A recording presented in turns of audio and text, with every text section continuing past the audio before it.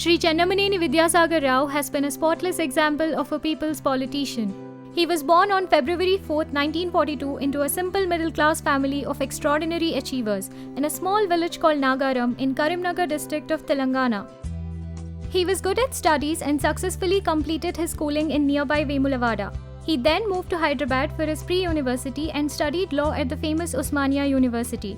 This was where he began to hone his leadership skills as he became the OU Law College president. He was attacked on various occasions and faced life threats as he fought not just for the rights of the students on the campus but also for the larger good of the society. He had also pursued his bachelor's in science from Nanded in Maharashtra. In this period, he became a voracious reader and was inspired by many role models at home and in the society at the time. Buoyed by idealism and young blood, Vidyasagar Rao Garu began his career in law at Karimnagar in the early 70s. He was an active leader from the start and grew in ranks to become the convener of the Jansang's Karimnagar division in the year 1972. That was also a time when he organized one of the largest public meetings in Karimnagar, which was presided over by former Prime Minister Shri Atal Bihari Vajpayee ji. Vidyasagar Rao Garu was arrested and put behind bars for daringly and spiritedly raising his voice against the tyranny and public censorship of the Great Indian Emergency imposed by Srimati Indira Gandhi's government.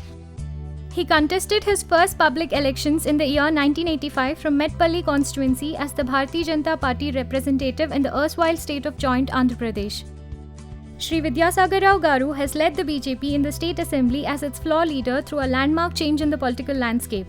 His leadership of the BJP in the assembly throughout various regime changes, be it of Shri Channa Reddy, Shri Janardhan Reddy, Shri Vijay Bhaskar Reddy or Shri Chandrababu Naidu, was instrumental in lifting the party's profile in the state. He always played an active role in the state politics, be it as a part of the government or as the leader of a constructive opposition.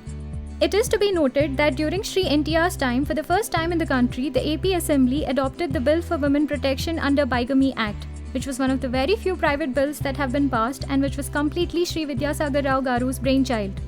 His Padayatra to Ichampalli in the year 1998 as the then BJP president, highlighting the need to utilize Godavari waters for the needs of the people of Telangana, led the government to consider the project seriously.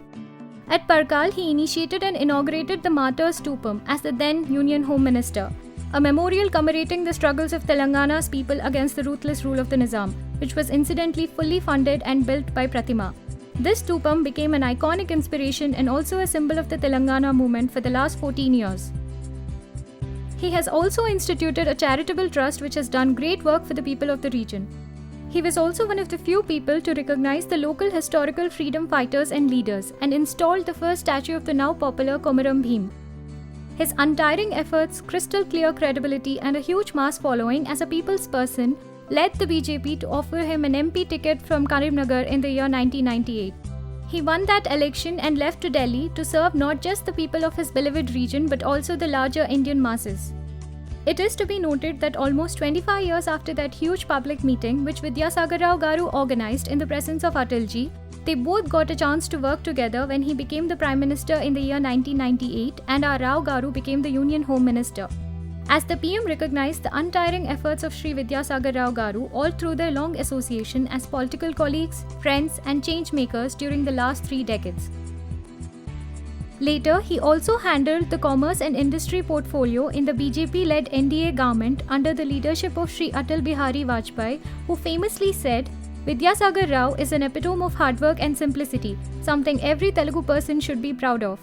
He also played an unforgettable role for the creation of Telangana and was a direct line of contact with the then BJP President Shri Rajnath Singh. The pictures of a teary-eyed Vidyasagar Rao Garu returning from Delhi a day before the passing of the historic Telangana Bill made his party stand up and take notice of the situation, quickly paving way for a clearer stand from their side. His interaction with Shri Arun Jaitley and Srimati Sushma Swaraj at the time and his active participation as a leader and the pointsman in Telangana for BJP is well known. On 30th August 2014, Shri Pranab Mukherjee, the 13th President of India, appointed Shri Vidyasagar Rao Garu as the Honourable Governor of the state of Maharashtra. A true Gandhian at heart, he accompanied the Honourable President on his visit to Sevagram Ashram of Wardha. He continued his public service in his new role as governor, and his handling of the smooth transition of governments in Maharashtra and the administration of President's rule in the state were commended by one and all. He has also taken a keen interest in discharging his responsibilities under Schedule 5 of the Constitution for the welfare of tribals. He has travelled to some of the remotest villages of Maharashtra to understand their problems and has issued notifications for granting ownership of minor forest produce to the Gram Sabhas, hence devolving more funds to the Gram Panchayats in scheduled areas. These steps have socio-economically empowered the tribals.